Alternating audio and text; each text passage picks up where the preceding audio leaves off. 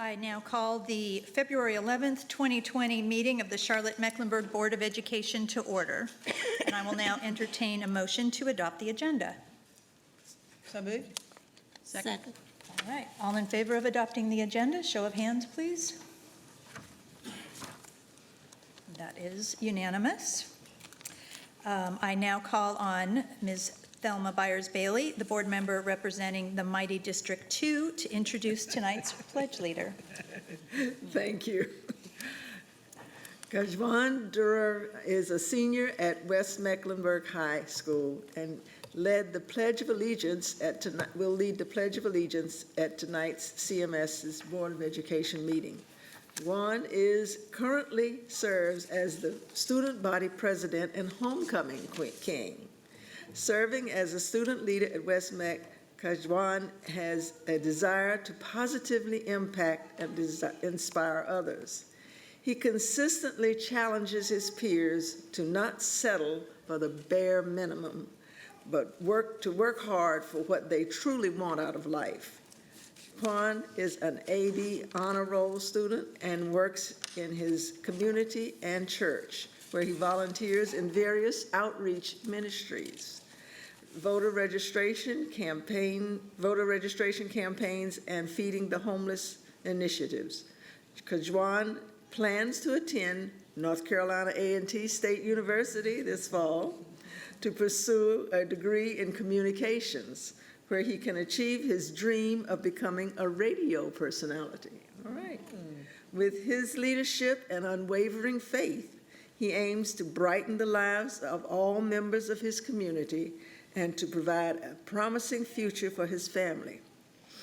With God on his side, he knows he can accomplish all his dreams.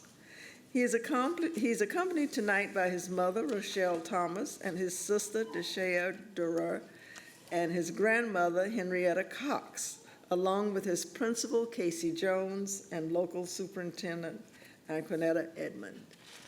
All right. Thank you, and good evening. Can the board and audience please stand for the pledge?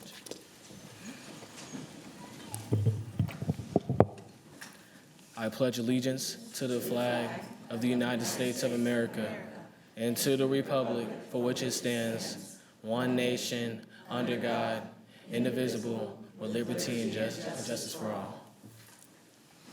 Thank you, and again, my name is Kwan Durer, and today I will be speaking on the topic of justice and fairness.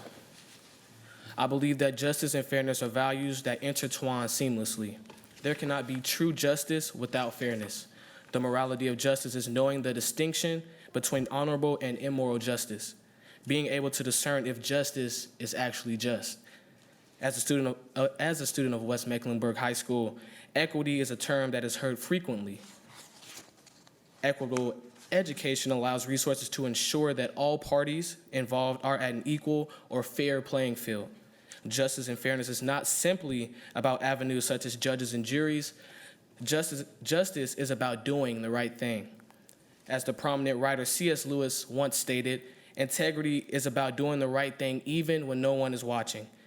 Having integrity is the ingredient of what should embody us as citizens.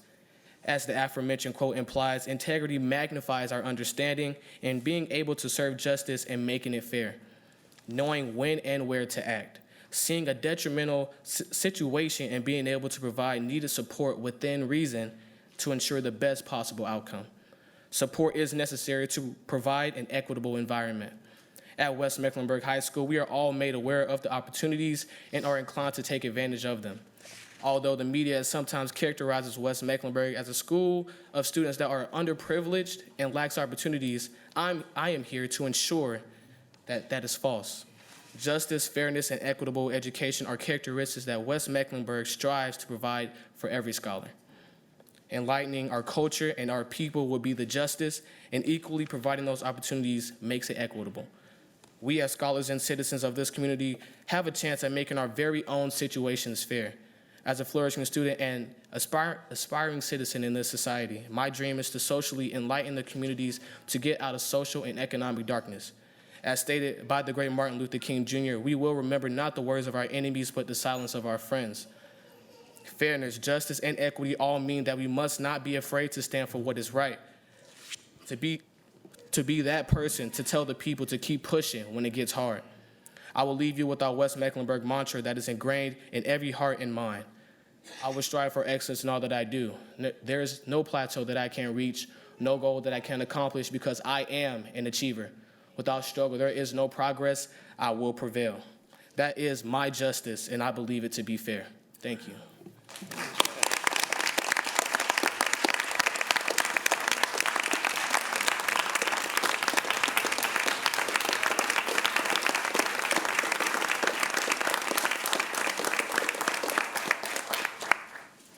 Mr. Durer, it's because of people like you that we're proud of West Mecklenburg High School. So thank you for your words tonight. So we now move to requests from the public, and the rules are as follows. Each speaker will have a maximum of 3 minutes to address the board. Groups will have up to 10 minutes total to address the board. You may speak on any topic of your choice except for either individual student matters or specific personnel matters. No personal attacks will be allowed. Neither profanity nor similar inappropriate language may be used, and the board reserves the right to cut off any speaker who violates these rules. I now call the following individuals to come down front to either microphone, whichever one is more convenient for you. Please speak in the order in which I call you, and our first speaker will be the Commissioner Vilma D. Leek, followed by Fonda Bryant, and then Mike Wall.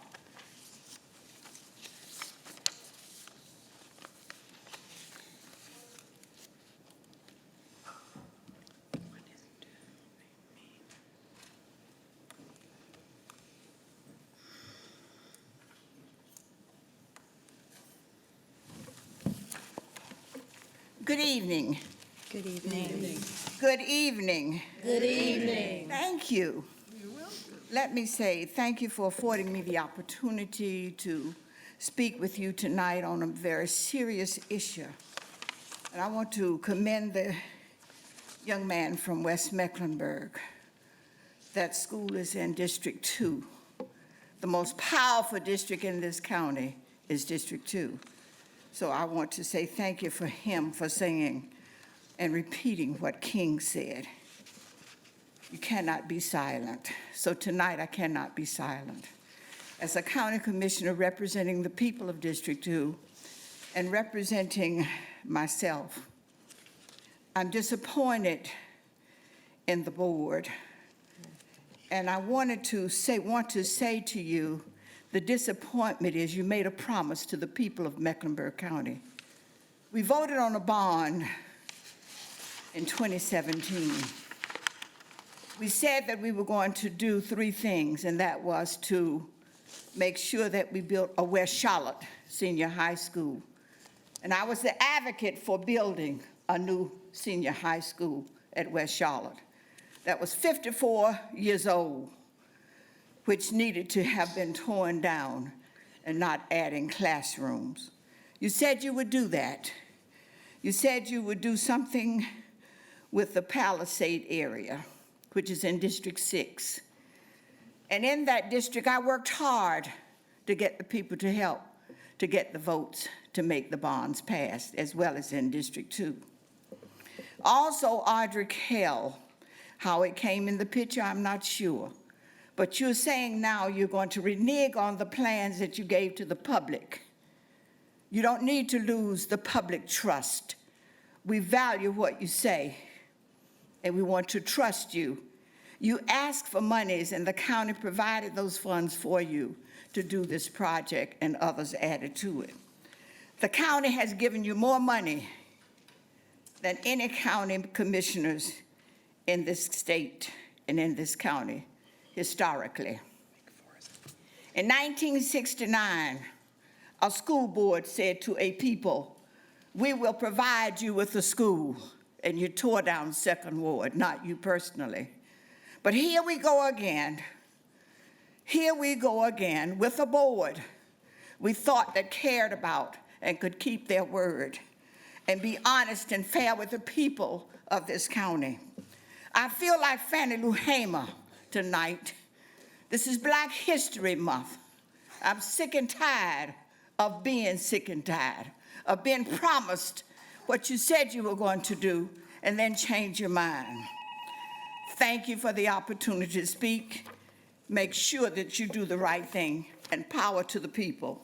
Power to the people. Thank you, Commissioner Leek.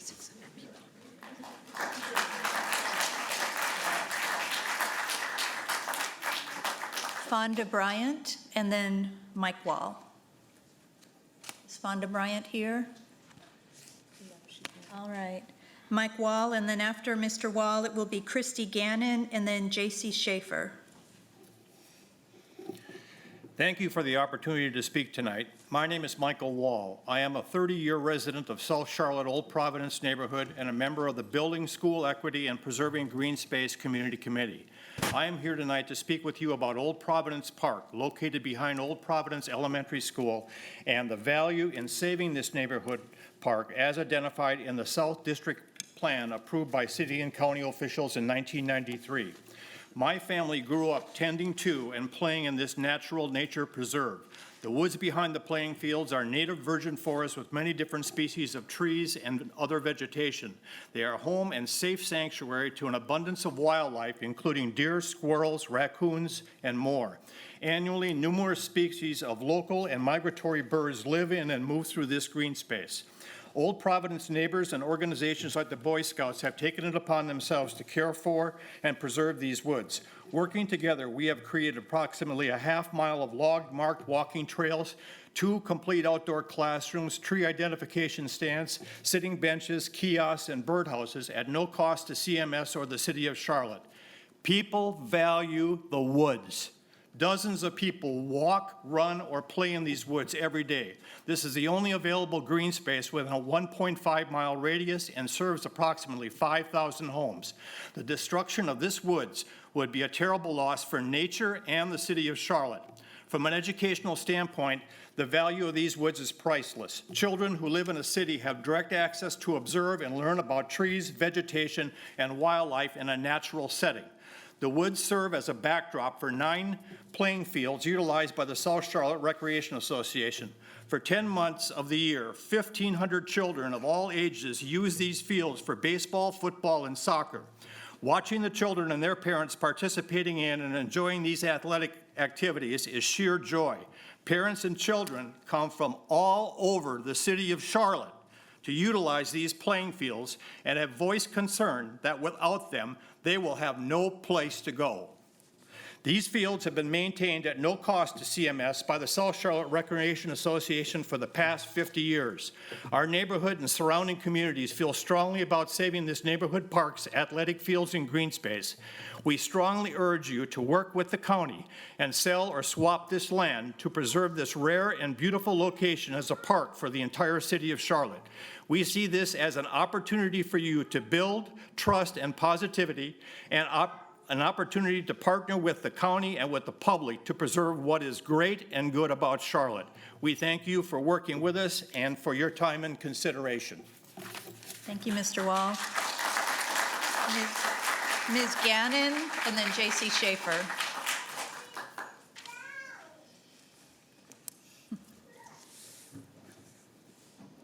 Good evening. My name is Christy Gannon, and I too represent the Building School Equity and Preserving Green Space Community Committee. Our committee, from the start, has always had 2 goals: to preserve green space and to build equitable schools. Mike spoke about the Old Providence Park, and this speech will focus on schools in South Charlotte. I am a Charlotte native. My parents, graduates of Garinger High School, are now both retired public school teachers. Growing up, our parents often asked my brothers and me and their students about certain decisions. Were we going to do the right thing, or were we going to do the easy thing? The right thing is often hard. It takes time, humility, and collaboration. In the end, the right thing is more valuable for you and our society as a whole. I am here tonight to talk to you about what it means to do the right thing for South Charlotte. Yesterday, it was reported that you have asked the county for money to buy land in South Charlotte and meet the promises of the 2017 bond. We applaud this effort. The article also stated that the OP site was rejected because residents complained.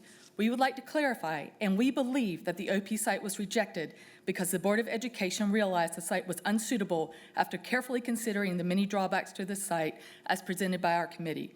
These drawbacks include, but are not limited to, the size of the site, less than 40 acres for both an elementary and a high school, the location and lack of proximity to the areas of greatest growth in South Charlotte, and the lack of supportive infrastructure and student safety.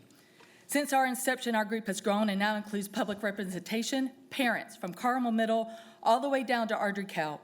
We are large, vibrant, and strong. We are hopeful that you are sincere when you say that you will be transparent and work with the public.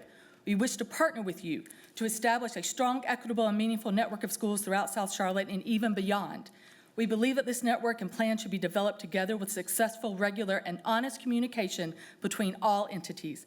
As part of your negotiation with the county, we would like to encourage you to swap the green space behind OP in partial payback for the money you receive to purchase a larger and more appropriate site for the South Charlotte Relief High School.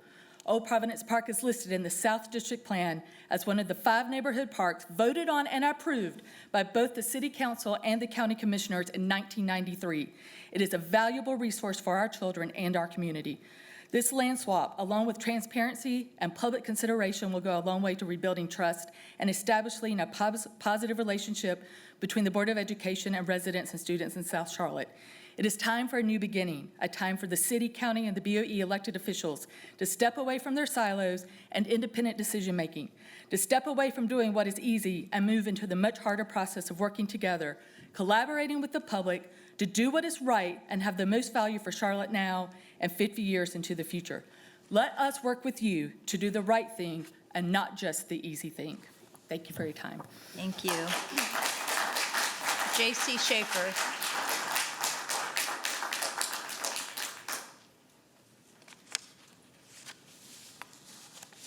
Hi, good evening. My name is J.C. Schaefer. Thank you for allowing me the chance to speak and being open to hearing our group's message about saving the Old Providence Woods. I am an Old Providence resident for just 2.5 years. I'm here with my 5-year-old and my 2-year-old, and I'm expecting a baby in May. 3 points that I would like to share. The main reason that I came to speak this evening was because I'm hoping to represent families with young children in Old Providence. 2 of my immediate neighbors had babies born this week, and there are probably collective 20 children within 10 houses either direction of mine.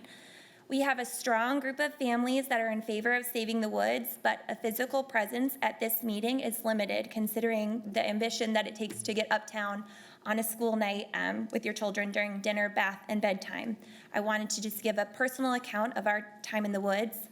My second point being that I'm so thankful that our family and our neighborhood has a place for our children to play that doesn't require us to get in the car and drive. My family loves the woods. We collect pine cones and take them home to paint. We search for animal tracks, and my children are learning how to ride their bikes on the trails. Really, the point that I hope to make is that we're families that are trying to really value outdoor time over screen time, and the woods is somewhere that makes that possible. Lastly and related, we need the woods to stay a green space. We truly cannot afford to have any more traffic in our neighborhood, which would be the outcome if that land was used for a school or something else down the line. I've contacted a city representative about adding sidewalks to make our neighborhood safer, and was told that there was a list of 100 projects before ours, and that there's a rate of about 1 to 2 projects a year, meaning it would take about 50 to 100 years to get sidewalks on our street. So our children use the yards and the streets to play, and we cannot afford to have more cars coming through. Keeping that Old Providence Woods green space provides the security for our children for a safe place to play and safely cross the street to be outside with their neighborhood friends. Thank you again for the chance to speak.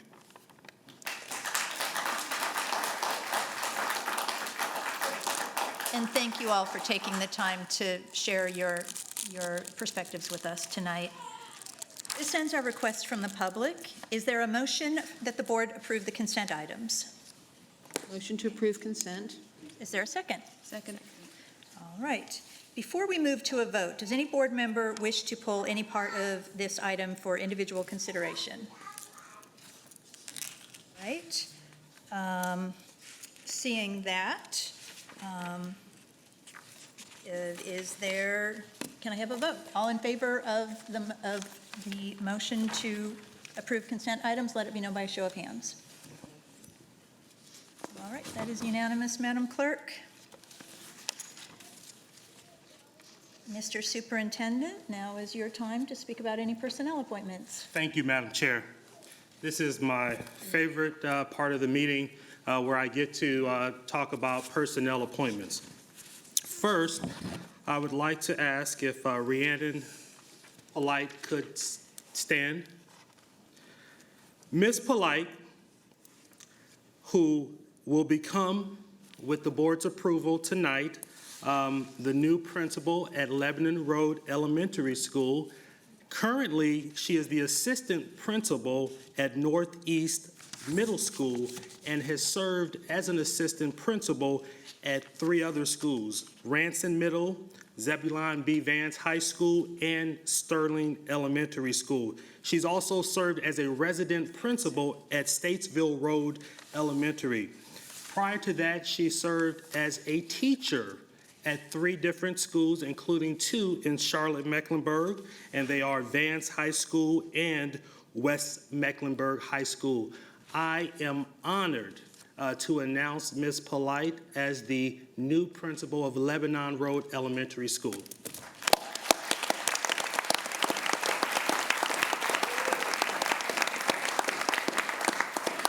Ms. Polite, if you have any special guests with you today, you are welcome to introduce them. I do.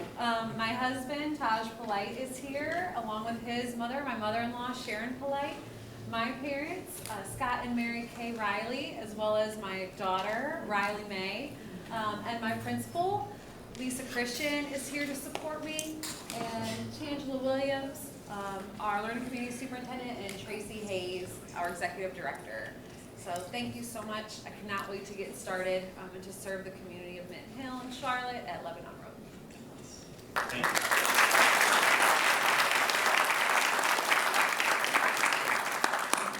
Next, I would like to ask if Mr. Orlando Robinson could please stand.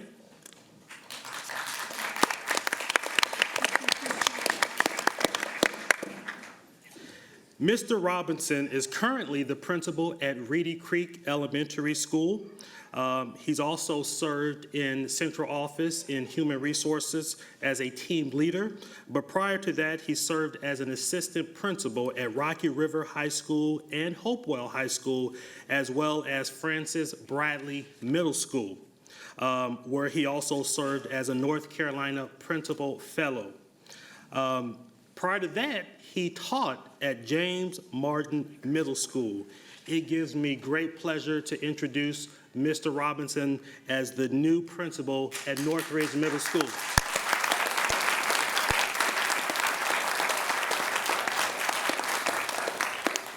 Please introduce Mr. Robinson, any guests you may have with you. My first guest I have is Miss Kara Owen. She was my first principal, and she's been my mentor for the past 13 years.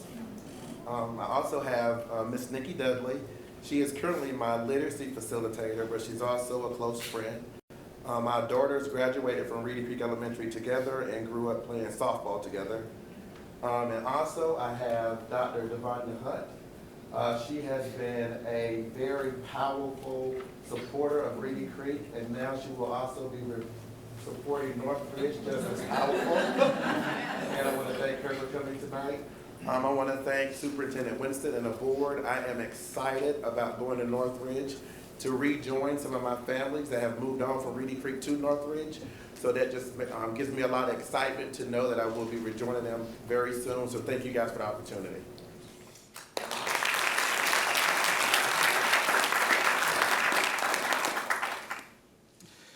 Our next person that I want to recognize, unfortunately, could not be with us this evening because he is actually attending a professional development conference out of town.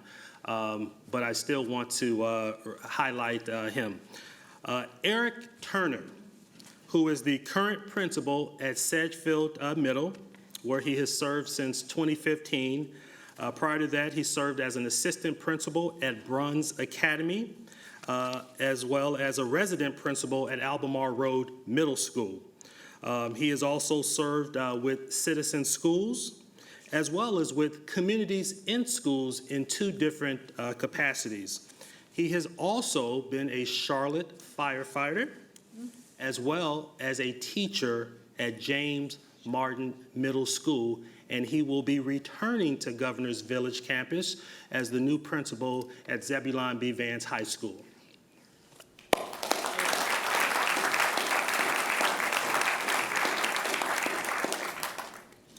Last but not least, Kristen Kehoe, could you please stand? Kristen, who is currently an equity specialist in the CMS Office of Accountability and Equity. She has also served in the West Learning Community as the new teacher support coordinator. Prior to that, she served as an assistant principal at Whitewater Middle School and an academic facilitator at Whitewater Academy. She has taught at both Whitewater Academy and Paul Tuckett Elementary School, and I am excited to announce Kristen as the new Director of Academics. Please join me in welcoming her.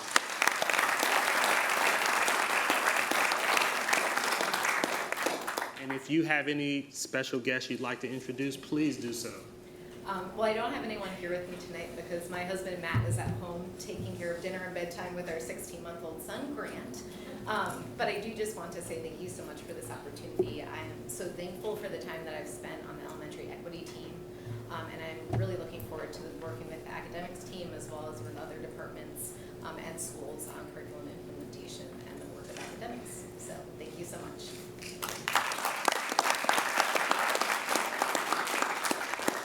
That's all I have, Madam Chair. All right, well, we have 2 action items tonight. So for the first action item, I turn to Dr. Jones as Chair of the Policy Committee to introduce this item and to make the motion for its adoption. And as a reminder to the public, this is an item reported out of one of the board's standing committees, and so it does not need a second. Thank you, Madam Chair. Policy IHAM, Comprehensive Health Education Program. Members of the board, the item before us tonight is the recommendation for approval of changes to policy IHAM, Comprehensive Health Education Program. This policy was brought to the attention of the policy committee by one of our CMS students. She's here tonight, Ms. Cruz, Fabiola Cruz, who was concerned about some of the language within the policy. Just think, we have students that read our policies. Yes. It was first discussed at the October Policy Committee meeting, where the committee referred to it to the School Health Advisory Council, commonly known as SHAC, to recommend changes. At the Policy Committee's meeting on January 9th, we reviewed the recommendation from SHAC and considered other factors, including the state law. Based on those discussions, the committee voted 4-0 to recommend the revised policy that is before us tonight. With that, Madam Chair, I move to approve the proposed revisions to policy IHAM. All right. Anybody have any comments that they would like to make? No? Well, I'll just make a comment that this is the second time just in the last month or two that a student has caught a policy that could be updated and brought recommendations for improvements. And we've been able to see the light that they showed us and make it happen. So thank you, students, and thank you to the public for engaging in this work with us. And with that, all in favor of the motion, let it be known by a show of hands. Any opposed? So that's unanimous, Madam Clerk. And our next action item, recommending approval of revisions to the Municipal Concerns Act of 2018. I turn to Board Member Jennifer De La Hara, who is the co-chair of the Municipal Education Advisory Committee, to introduce this item and to make the motion for its approval. Thank you, Madam Chair.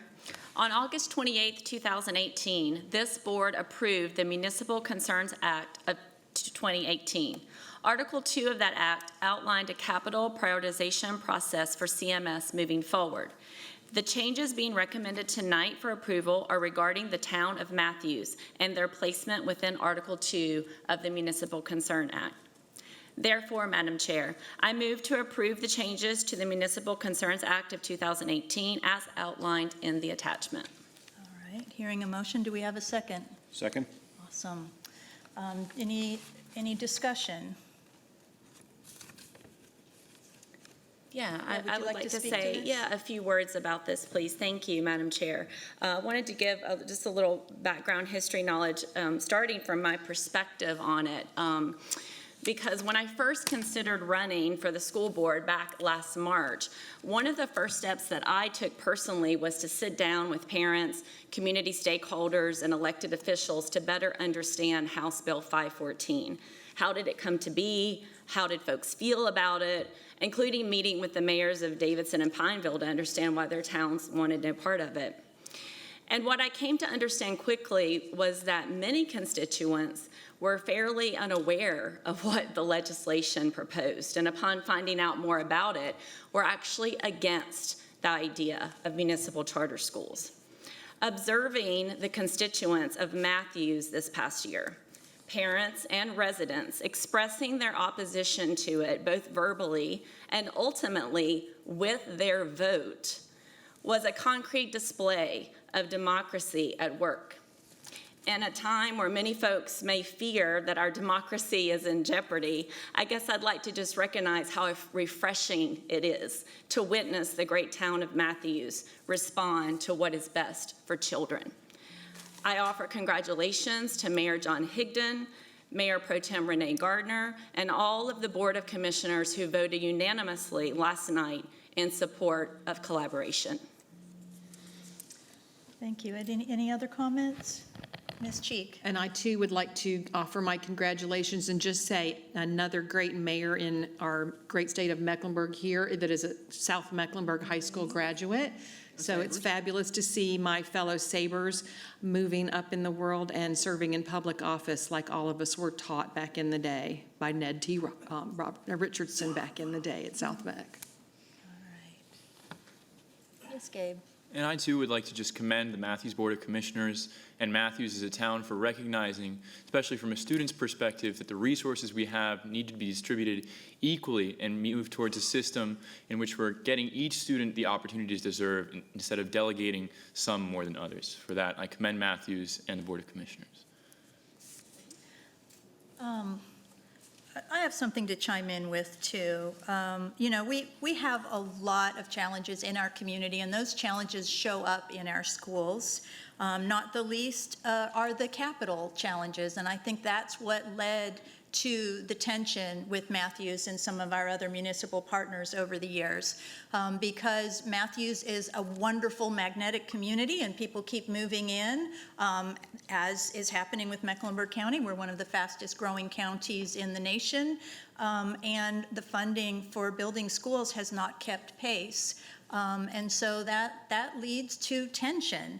And so I just strongly believe that if we are going to provide the schools that our students need and deserve, the grown-ups in the room have to basically put on our problem-solving hats and work together on some realistic solutions. And that's hard work. Sometimes those solutions are not easily evident right in front of us, but you just have to work through it and have the honest, hard conversations.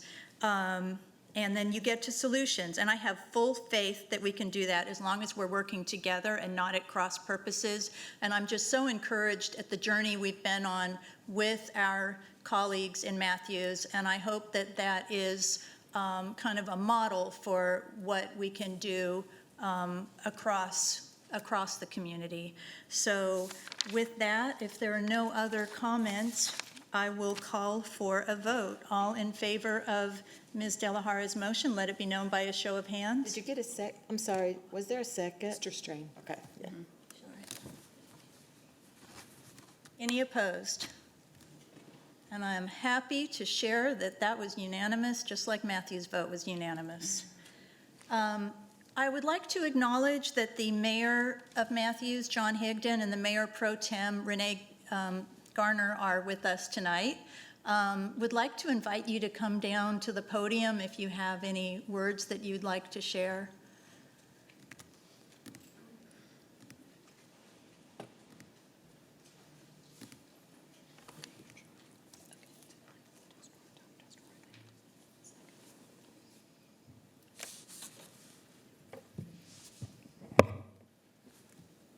Good evening. I'd like to thank Chair Dashu for inviting us to come down and meet with you tonight. It means a lot. I did get a little concerned. I was talking to Mr. Jeter at the beginning of this meeting, and he said, "You're the last on the agenda." And our meeting last night in Matthews lasted 5 hours, so I was getting a little nervous. We had to I like take the a tag team to cover it. We'll keep you that long if you want to stay. But you know, as Chair Dashu said, I think that things had deteriorated a bit with the relationship between Matthews and your board due to capital concerns, due to miscommunication, and unfortunately there was some distrust. And we ended up with this House Bill 514 municipal charter school bill, which I agree, I don't think was fully understood by all the folks in Matthews before we were signed on to be a part of that. And then things further deteriorated with the Municipal Concerns Act. So I'm so glad that we were able to work through this.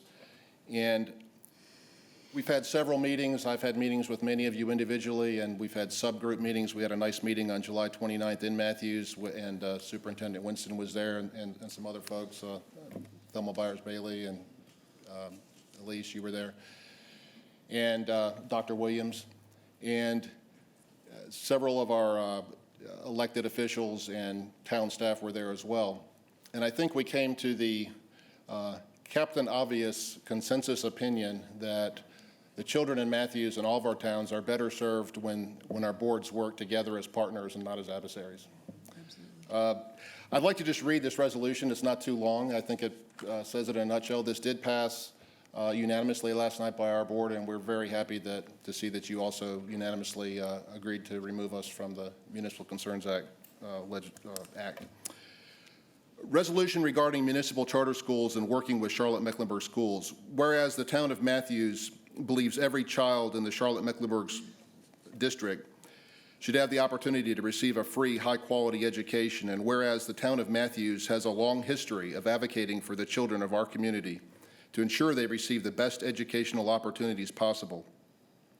And whereas, as part of this advocacy, the town of Matthews received special state legislation to allow for the creation of a municipal charter school system known as House Bill 514. And whereas House Bill 514 was intended to give Matthews an alternative option for educating our school children, should we ever desire to pursue it in the future. And whereas House Bill 514 and CMS's response to it, known as the Municipal Concerns Act, have instead strained relationships and clouded our shared desire of ensuring the school children in our community receive an excellent education. Now, therefore, be it resolved, as a town of Matthews elected officials, we wish to publicly state our desire to work with CMS and rebuild a positive relationship, as we believe it will be the most beneficial to the children and families in our community. And be it now further resolved, the town of Matthews has no intention of pursuing the development of a municipal charter school system any time in the foreseeable future, as we believe it is neither necessary nor financially feasible to do so. In witness whereof, I have hereunto set my hand and caused the seal of the town of Matthews to be effected this 10th day of February, 2020. Thank you very much. Thank you.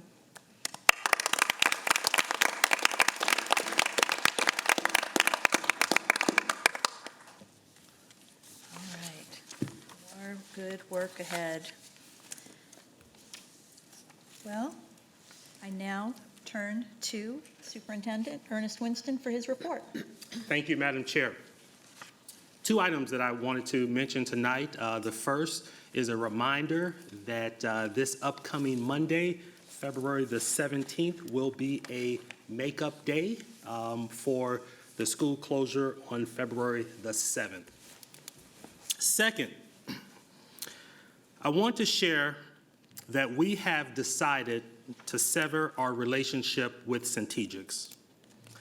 After reviewing the persistent problems with Centegix, we have concluded we did not get and will not get what we were promised and what we have paid for. Centegix has been unable to deliver what was promised and what we need: a security system to comprehensively protect a whole school. We gave the company a month to resolve these issues. The month ended yesterday, and we still do not have a system that is reliable and delivers what was promised. Therefore, we are terminating our relationship and will seek to recover the $1.1 million we have paid to Centegix thus far. I want to be very clear. Centegix was one part of an overall security strategy. The Centegix technology was intended to add to the district's overall school safety net, which includes screenings, dogs trained to detect drugs and guns, the lobby guard sign-in system for visitors, surveillance cameras, and social emotional supports for students. I also want to be sure that the board is aware that we have made no payments to the company after the troubles began to surface. We will not pay the remaining $600,000. I'd like to review the background for the board's information. CMS selected Centegix to provide a security system for 26 schools at a cost of $1.7 million. We began at the high schools in early 2019. Centegix installed beacons that were supposed to sound the alarm when a teacher or staff member pressed an alarm button on a badge provided by Centegix. After the initial installations were complete, our information technology folks began testing the system. These tests were intensive and also independent of the Centegix testing. Problems began to surface in the spring of 2019. Badges and beacons didn't work properly, particularly in multi-story buildings. The tracking features of the system intended to show administrators where a problem was occurring didn't work reliably. Even worse, sometimes they didn't work at all. This is cutting-edge technology, and some glitches are to be expected. But the problems we've had are more than glitches. They indicate the system is not reliable. We have had to ask repeatedly for more support from the company, and its employees have been slow in responding, even during the last month. In short, we have not seen the improvements that we had hoped to see. So we will pull out of this relationship with Centegix. We'll try to get our money back. Centegix is not the only company working in this area, and we've been contacted by some other vendors already. We'll keep looking for a system that can increase security at our high schools. We're open to advanced technology to protect our students, but we don't want to be a testing ground for a vendor's product. We invested time and money in Centegix. One of the risks in relying on a system that doesn't work all the time is a false sense of security for our students and staff, and that's just not acceptable. We're not giving up. We will continue to look for ways to enhance school safety. Thank you, Madam Chair. All right, thank you, Mr. Superintendent. At this time, I will recognize any board member who wishes to make a report. Dr. Jones? Yes. And this will be brief, but I want to speak to something that is always dear to my thinking about schools and school improvement, and that's parent involvement. It's been called parent engagement, parent partnership, different terms over the years. For as many years as I've been in education, the granting of federal government dollars have always been attached to a public school commitment to value and to demonstrate valuing parental input into the education of their children. Federal law intentionally dictates in Title I, IDEA legislation, for example, it's just a few of the parental involvement requisite. Interestingly, too, it was pointed out recently in the Magnet Schools of America commendations that we recently received, and we are very proud of that. I don't think that's been mentioned, for being having schools of excellence and schools of distinction. There are around 16, if I'm correct. So specifically said in their awarding us commendations that they looked at and evaluated the quality of parent engagement. I know that at these schools we have plenty of parent involvement in our magnet schools, but at some of our schools where we have parents who are not as comfortable in partnering with schools must take the lead and examine their esprit de corps, asking themselves, is our school parent receptive and inclusive rather than exclusive? I was energized recently when I attended an awareness session at Ranson Middle School, where they are, quote, refreshing their partnering with parents initiative.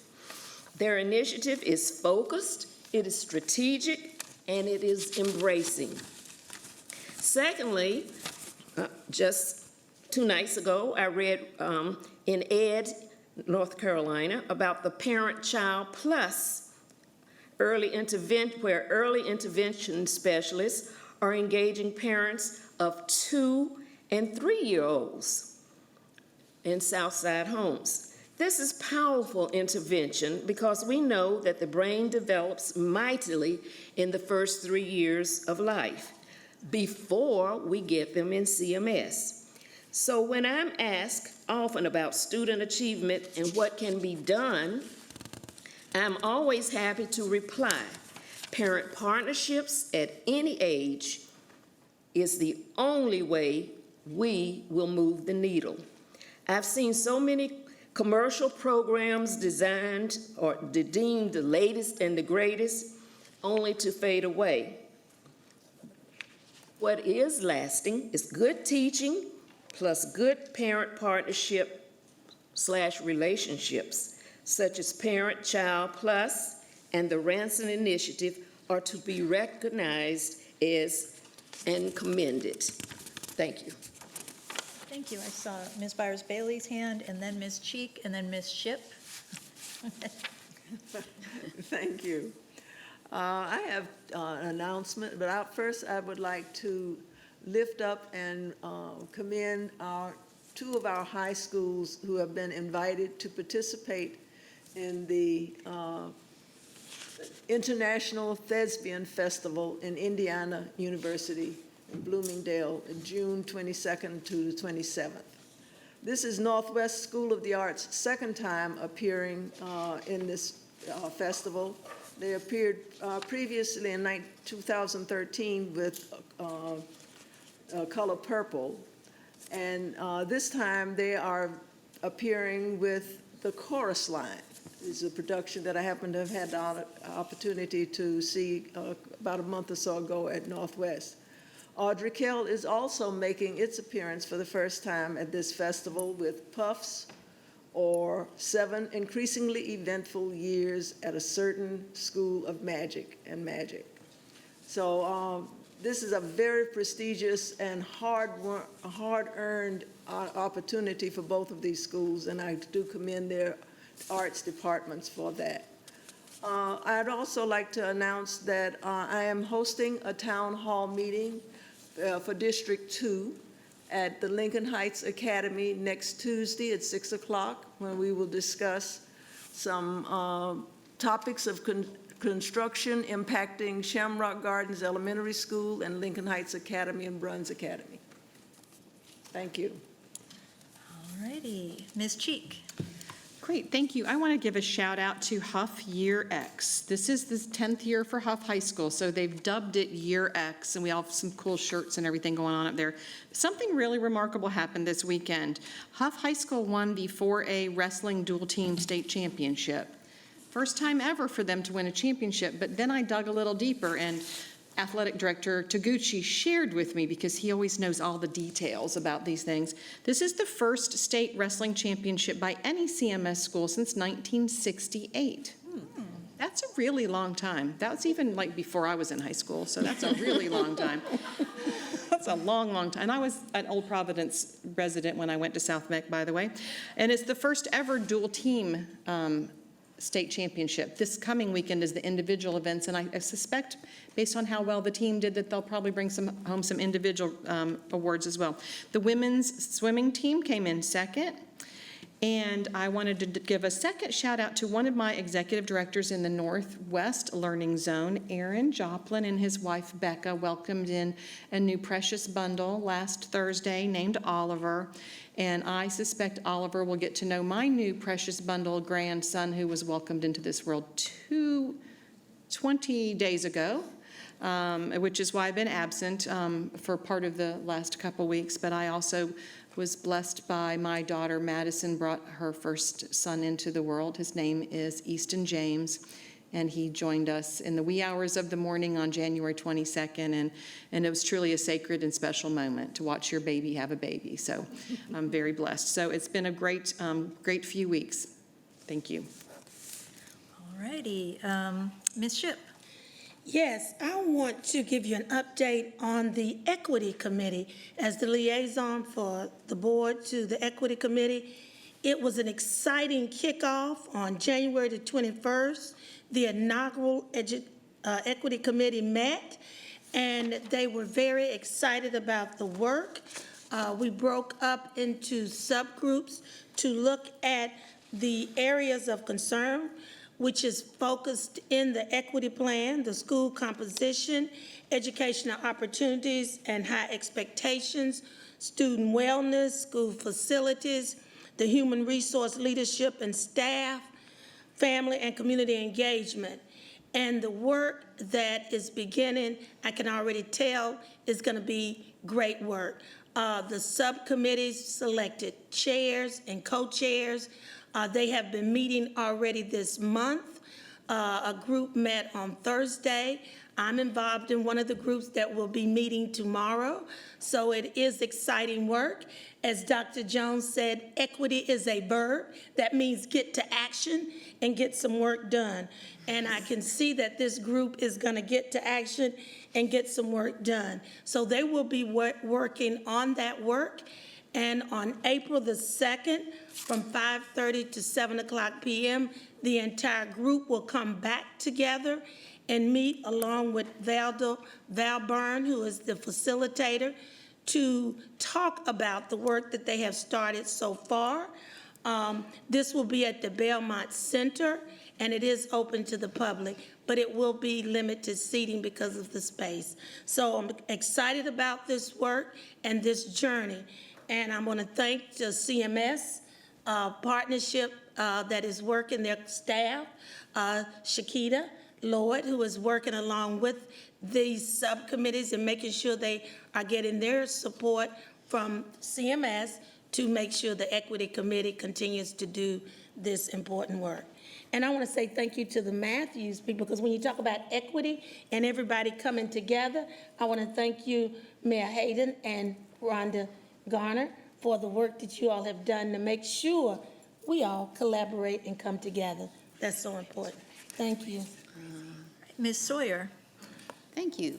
As the board's representative to the Mecklenburg County Complete Count Committee, I want to remind our staff and families that Census Day is coming, and we need everyone to make it count by completing the census. The 2020 census count helps bring valuable resources to our community. Federal funding for education and healthcare and transportation depend on a complete count.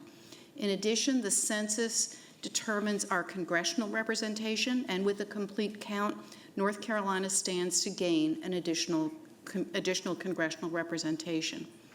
The census is convenient, safe, and required. You'll be able to complete the census online and by phone, and if you don't do either of those, you'll have an opportunity to complete it by mail. Mecklenburg County residents, we're counting on you. You can find out more information about the census in Mecklenburg County at metcounts2020.com. So you'll be getting a letter in the mail in the next few weeks, and as soon as you get that letter, you can go online and complete the census and count in Mecklenburg County. Thank you. Thank you. Ms. Marshall. Thank you, Madam Chair. Tonight I want to highlight something that's going to happen on the 22nd. And this is for everybody in the county, particularly if you have a student, I think in middle school and even late elementary school, or if you're a high school student or a family with high school students. The third annual CMS Career Technical Fair is going to be at the Charlotte Convention Center from 11 to 3. It's free. And so to our media partners who are busy covering all sorts of things about CMS, I want you to make sure you get the word out, because we've got programs all over the county. We've got 23 pathways that our students can take knowledge and go straight into an incredible career or into higher ed. Things like app design and development, carpentry, advanced manufacturing. We are preparing kids for the future, and the numbers are going to knock your socks off when we have a career tech report coming up, hopefully this year sometime. I just want everybody to hear the incredible work that's going on. The new facilities that Commissioner Leek spoke about are going to help us expand this work. It's always great to have new places for this incredible learning to take place, and that will be happening. And so, as well as at our existing high schools, as we expand the programs that we have across the county. So, want you to get the word out, because we'll have all our pathways and all our schools are going to have booths and representation, and then we'll have employers there looking to talk to our students about incredible opportunities to really make a difference in their lives and their families' lives going forward. So again, these folks can take this training straight into the workforce or into higher education, and it's amazing the opportunities we have for students. So we have a lot to celebrate, and I want everybody to hear those things on the 22nd, February 22nd, Charlotte Convention Center. Thank you. All right, Mr. Schul. So I have two things. First, I just want to highlight an extraordinary initiative of volunteerism and empathy that's happening around high schools in CMS in Cabarrus County. Students at Myers Park, East Mecklenburg, Providence, North Mecklenburg, and Ardrey-Kell are partnering with the Second Harvest Food Bank to raise food for people below or at the poverty line right here in Mecklenburg County and around the Charlotte area. We raised 300,000 pounds of food last year, and the goal that was set last night for this year is 500,000 pounds of food. So students in high schools and the feeder schools, those middle and elementary schools working with those high schools, are going to be raising food throughout this month to feed the hungry across our area. The second thing is that if there is one thing that is essential to a healthy Board of Education, it is a transparent, open, and most importantly, critical relationship with the people whose policies it affects the most. That's the students. So first of all, thank you so much to the students who have taken the time to look at the board policies, to be critical of them and analyze them and bring them forth to us. And it's already happening right now because you can join the Charlotte-Mecklenburg Youth Council, which is a group of students around Charlotte, open to everyone, who can actively give feedback about what's happening in the city. And last week, members from the Charlotte-Mecklenburg Youth Council met with CMS representatives to talk about the proposed budget, talk about safety and other areas of CMS curriculum that they felt were important. So thank you again to all the students who have taken initiative to work with the board, to be critical of the board, and to open up that relationship because it's so important. Thank you. Ms. De La Hora. Thank you, Madam Chair.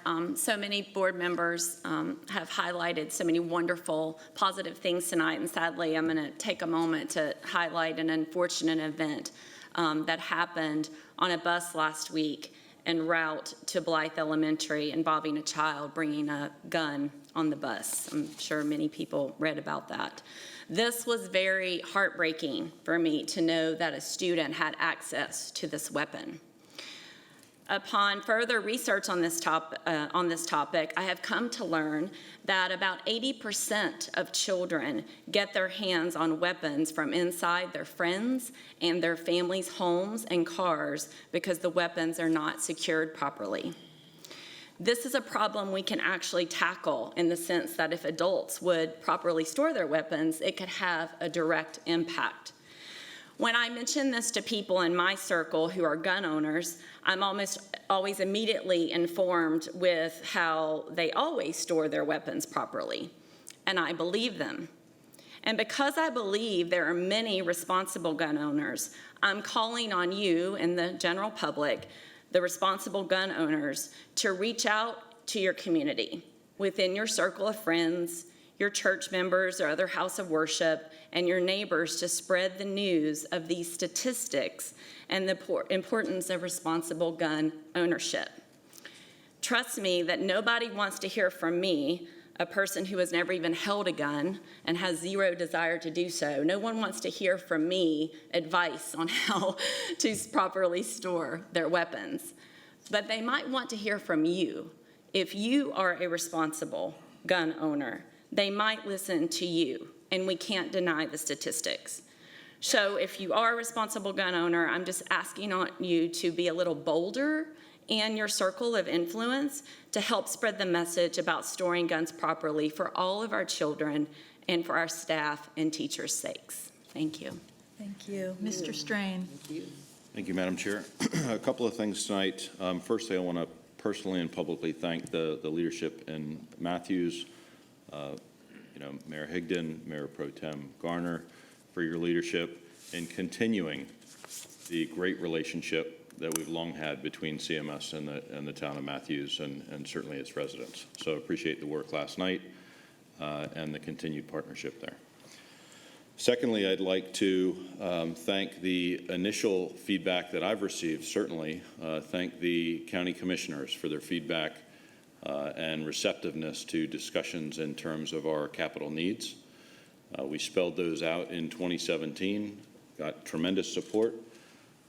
Commissioner Leek, from yourself and your colleagues, and certainly look forward to further conversations in terms of our needs and investment in our kids and our communities. Appreciate that. And lastly, I want a tremendous shout out to the public works officers, both within CMS and all of the partner communities across the county, but particularly across South Charlotte, where we had a tornado on the ground last Thursday for 17 miles that tracked across South Charlotte, and the tremendous effort in terms of supporting our communities in South Charlotte and recovering from the tremendous damage that was done. Thanks so much. And with that, I will now entertain a motion to adjourn. So moved. Second? Second. All in favor of the motion, let it be known by a show of hands. That's unanimous, and we're adjourned.